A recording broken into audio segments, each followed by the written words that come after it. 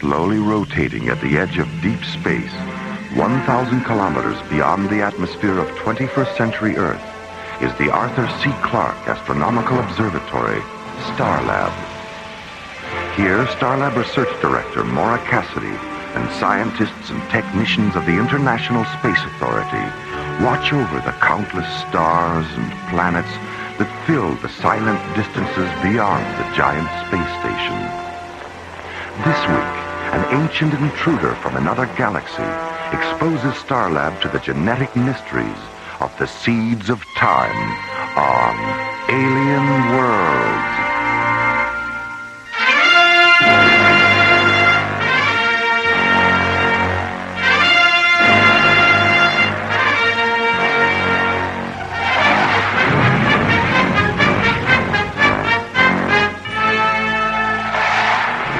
50 kilometers beyond Starlab, the SET interceptor Solaris reduces speed and moves into a preliminary docking orbit with a huge space station.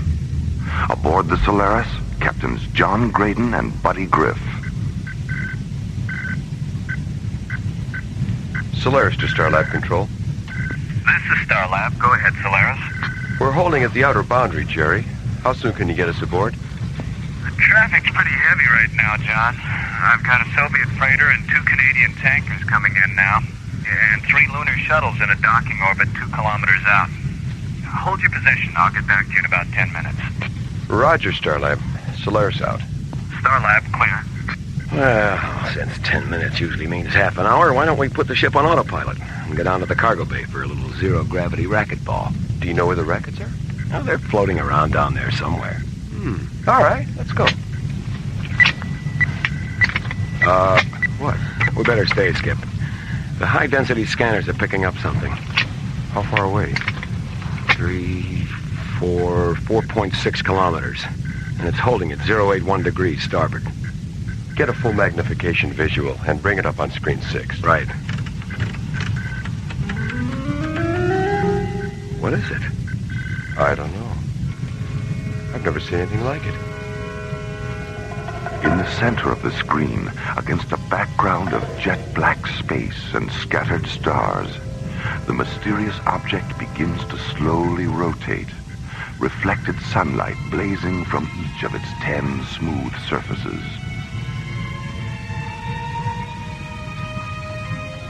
Solaris to Starlab. This is Starlab. Go ahead, Solaris. Jerry, we're visually monitoring a UFO. Are you picking it up on your scanners? No, I don't think so. Oh, wait a minute. Yeah, there is something out there about 4 kilometers from your present position. Right. Okay, tell Maura what the situation is, and you'd better notify Professor Ballin, too. We're going in for a closer look. I'll keep an eye on you from here, John. Be careful. Starlab out. What do you think, buddy? Well, let's play it safe and sort of sneak up on it.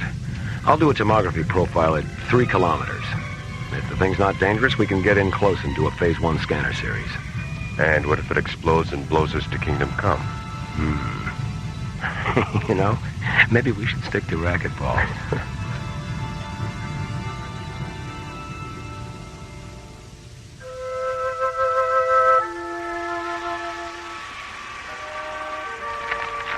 Whoa. Talk about sensory overload. Wonder how she keeps her balance. Maybe it's trick photography. Couldn't be.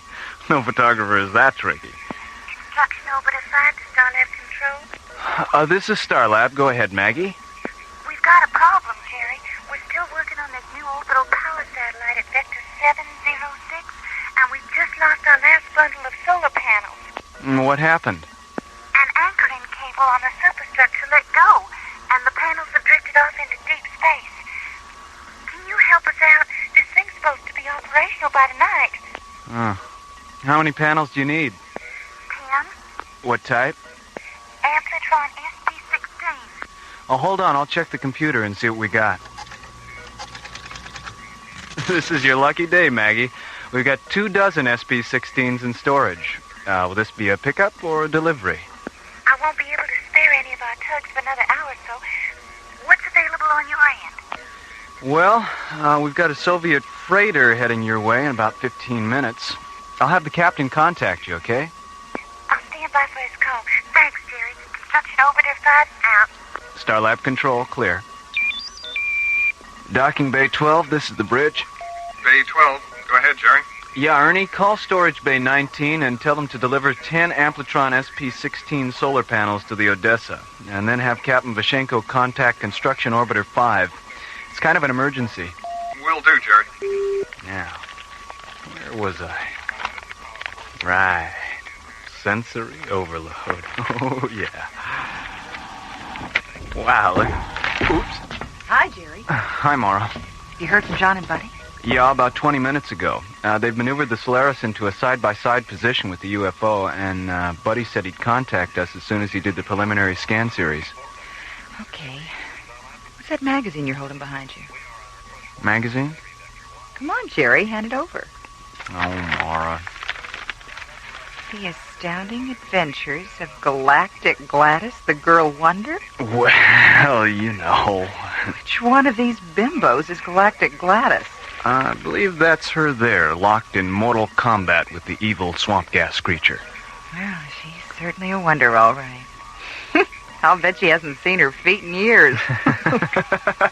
Jerry, where did you get this publication? I found it in the technician's lounge. Uh-huh.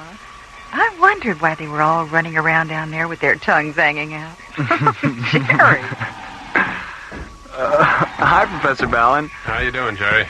David, you're just in time for a little X-rated science fiction. Look at this. What happened to her clothes? The evil swamp gas creature ate them. Well, yum, yum. I don't know about you, David. 3 days on Starlab and you're already starting to sound like Buddy Grip. It must be the altitude. Solaris to Starlab Control. This is Starlab. Go ahead, John. We finished the preliminary scans on the UFO. Is Maura there? I'm right here, John, and so is our new alienologist. Okay, here's Buddy. The object is 3 meters square and shaped like a dodecahedron.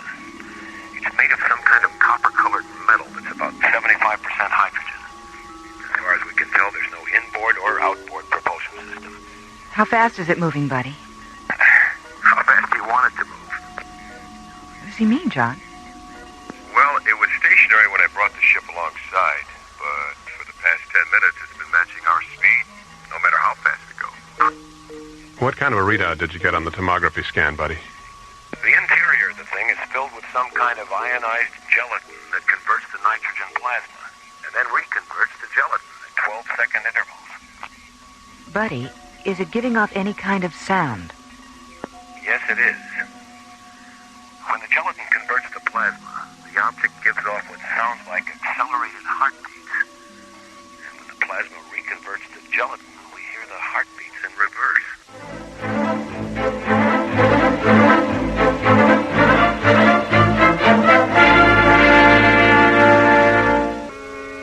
Returning from a routine patrol aboard the Solaris, SET Captains John Graydon and Buddy Griff encounter an unidentified flying object 50 kilometers beyond Starlab.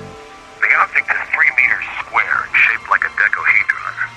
It's made of some kind of copper-colored metal that's about 75% hydrogen. As John maneuvers the Solaris into a side-by-side position with the UFO, Buddy continues to analyze the object with the ship's tomography scanners.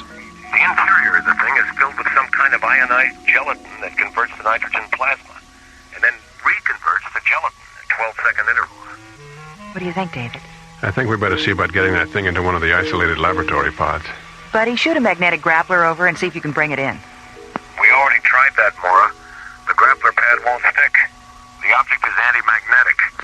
How about if you go EVA and try to push it into the Solaris' cargo bay? Hold on just a moment, please. I don't think that'll be necessary. From the way it's been matching our speed, I think it'll follow us in. All right, give it a try.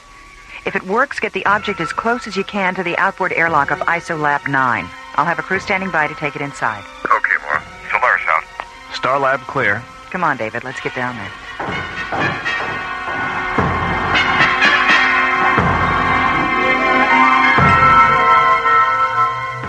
Minutes later, the Solaris maneuvers the object into a position 2 meters away from ISOLAB 9's outboard airlock. Then, as John guides the Solaris into a nearby docking bay, the lab's airlock opens, and a crew of technicians in yellow pressure suits and tinted glass helmets take the alien decahedron inside. 10 minutes later, the object rests on a slowly rotating observation pad in the center of the lab's brightly lit quarantine chamber. It's remarkably beautiful, isn't it? Frightens me. Why?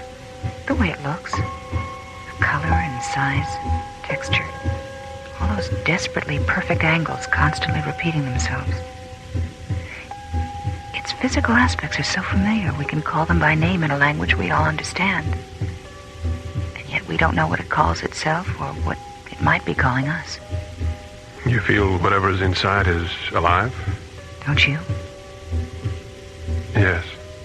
Well, at least our scientific selves are still in sync. Mara, please. Not now. Hey, look who's here. Hi, fellas. Well, I'm glad to see it hasn't blown up yet. Come on, Skip, let's go inside for a close-up. Yeah, okay. I think you better stay on this side of the glass for a while. The object's still being scanned. If you go in there now, your body impulses will be included in the scanner data. Maybe we should go in anyway, just to blow their minds up in data processing. Yeah, I can hear Professor Clark now. I say, Ramsey, have you seen this printout?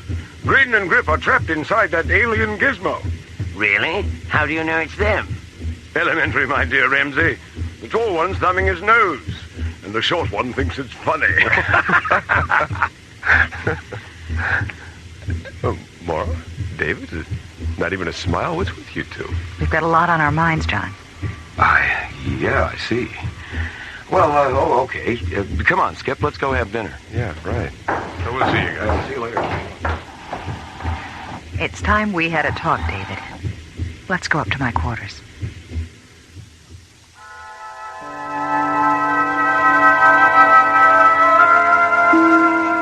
Coming to Starlab wasn't my idea, Mara. We go where the ISA wants us to go, you know that. If I'd known you were married, I would have asked Commissioner White to send someone else. Why? When I was told you were going to spend 3 months on Starlab, I thought we were getting a second chance. Second chance for what, Mara? To pick it up where it fell apart 3 years ago? Why not? Because your work has always been more important to you than anything else. And I don't think that'll ever change. Even when things were good, we were never together more than 3 months out of the year. Your whole life was spaceports and laboratories and conferences and trips off the planet. You make it sound like I didn't care at all. I don't mean to, Mara. I know you cared. And I know you loved me. But you loved the rockets more. I'm sorry, David. So am I. I'll see you in the morning, Mara.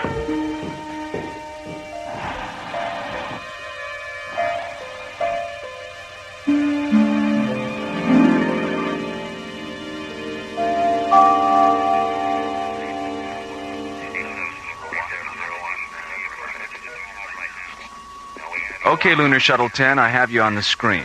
Your docking orbit insertion coordinates are 509er at subvector 70 Alpha. 509er at 70 Alpha. Roger, Starlab. Lunar Shuttle 10 out.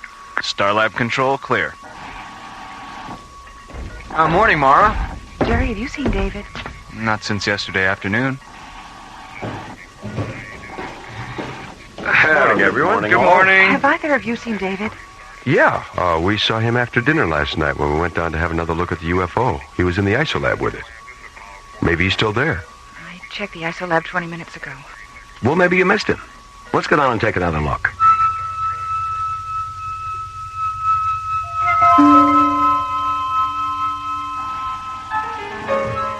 There he is, Mara. Hit the intercom button, Skip. David, can you come out for a minute? There's no need to be frightened, Mara. Professor Ballon has not been harmed. David, what's the matter with you? You sound so... Mara, his hands are transparent. David, what happened to your hands? It's not David.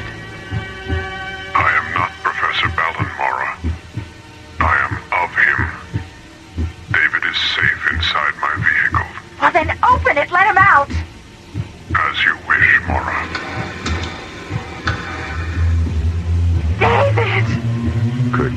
start. Isolab control to sick bay. Sick bay? Dr. Rossiter? Diana, this is Buddy.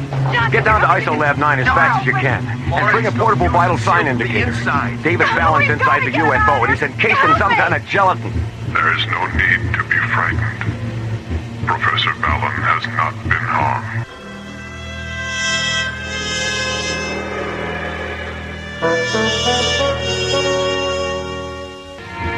Entering the control booth of Isolab 9, Mora, Buddy, and John discover that the substance inside the alien decahedron has transformed itself into a duplicate of Professor David Ballon, leaving the real David Ballon encased in a cocoon of translucent white gelatin.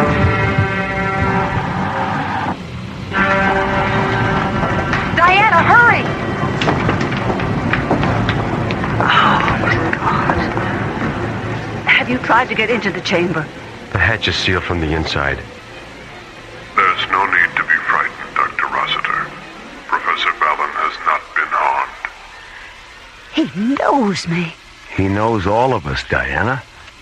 Connect the vital sign indicator to the scanner terminal, John. Oh, he's all right. His vital signs are perfect. Oh, boy. Well, If you will be patient, the seed placenta will soon evaporate, and David will be released. Soon? How long is soon? Now. David, are you all right? I think so, yes. I suggest you leave the chamber now, David. The placenta residue will soon convert to a toxic gas that could mutate your senses. Yes, all right.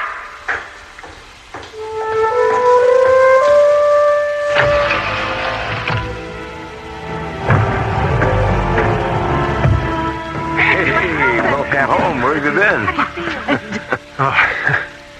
When that thing opened up last night and took me inside, I thought I was a goner.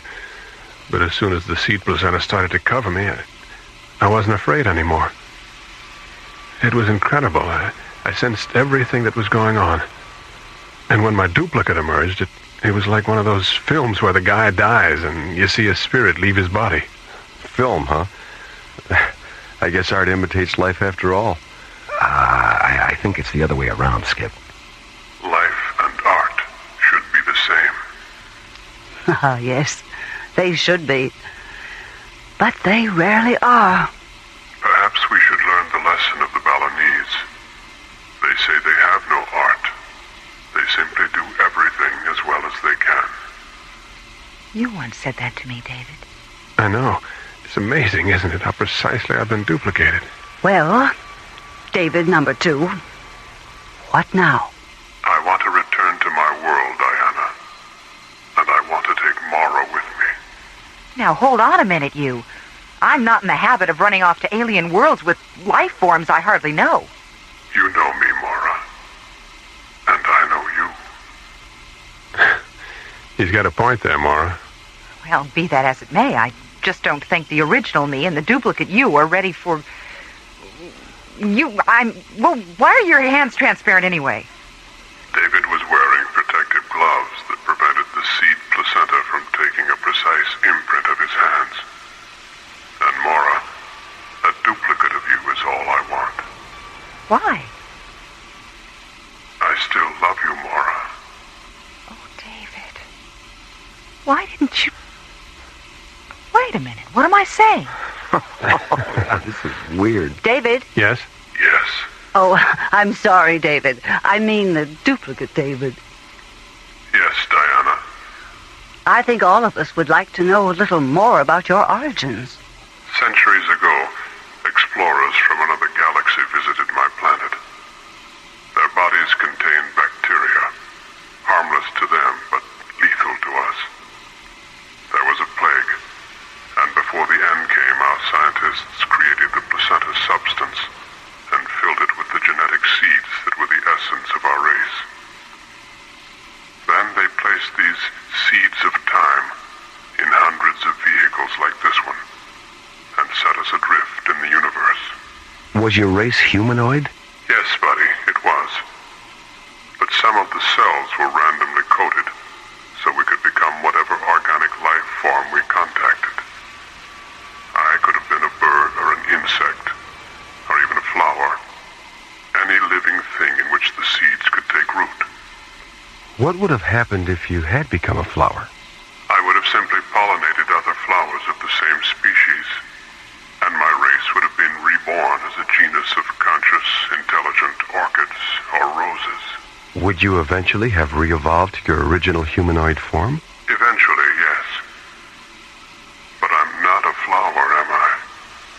I'm an ion-negative duplicate of a human male, and my race can be reborn only if I interact with an ion-positive duplicate of a human female.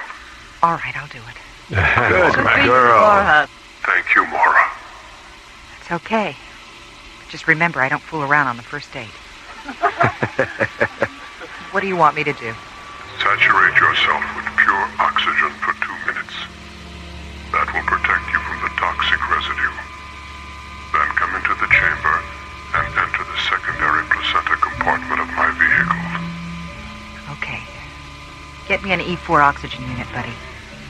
I'm about to become a double feature. Okay.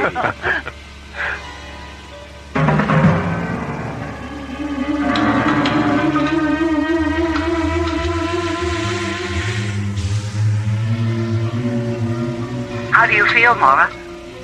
I'll be all right, Diana. I'll be all right, Diana. Listen to that. I'm in stereo.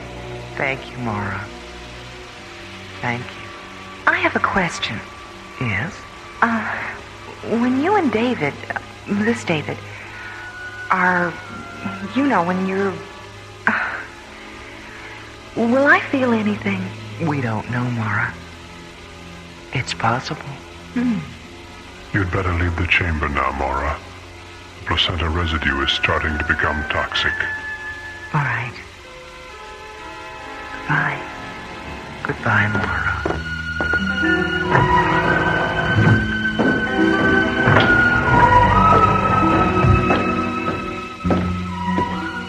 Did you arrange for a ship, John? There's a long-range shuttle waiting for them just outside the airlock. Mara, you'll be able to fly the shuttle, won't you? Yes. I love the rockets as much as you do now. Goodbye. Well, so long, you two. Mora. Look.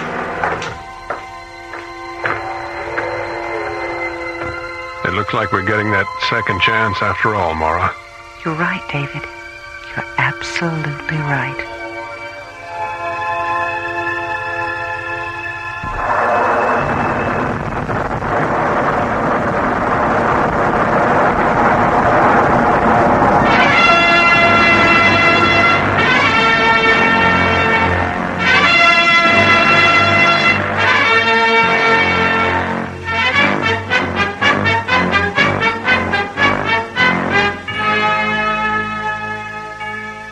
The Seeds of Time was written by Ron Thompson and starred Linda Gary, Chuck Olson, Bruce Philip Miller, and Corey Burton, with special guest stars Pete Renaday and Francis Bay.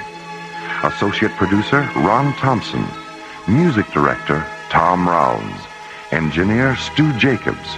Technical consultant Peter Sky. Assistant to the producer Jim Cook. Alien Worlds was created, produced, and directed by Lee Hansen.